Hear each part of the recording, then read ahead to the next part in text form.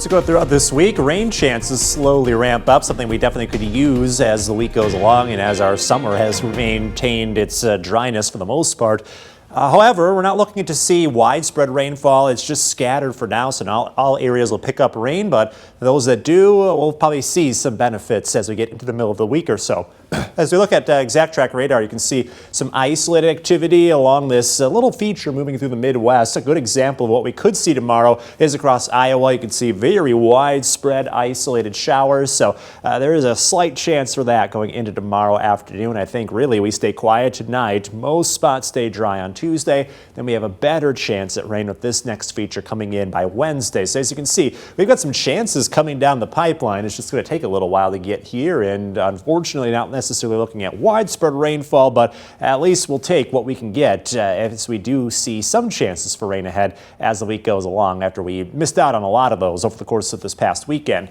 Haven't missed out on the temperatures. They've stayed cool for a third day in a row, upper 70s across our backyard right now. The last time we had weather like this was way back in early June. So it's been a couple months since we've had a couple days in a row in the 70s. We will continue to have the cooler weather for the rest of this evening, and then getting into later this week, we'll see some of that summer heat back. So if you've been missing it, just wait until tomorrow. Rest of this evening, though, staying comfortably warm, middle to upper 70s under a partly cloudy to mostly cloudy sky. A little on the breezy end, but that breeze really dies down as the evening goes along. So we're not necessarily cold for this time of year, but not quite feeling all of that summer heat just yet. That's going to return over the next 24 hours or so. We'll have a partly cloudy sky tonight with temperatures down into the low 60s. Then for tomorrow, jumping back into the low 80s for the first time in a couple days.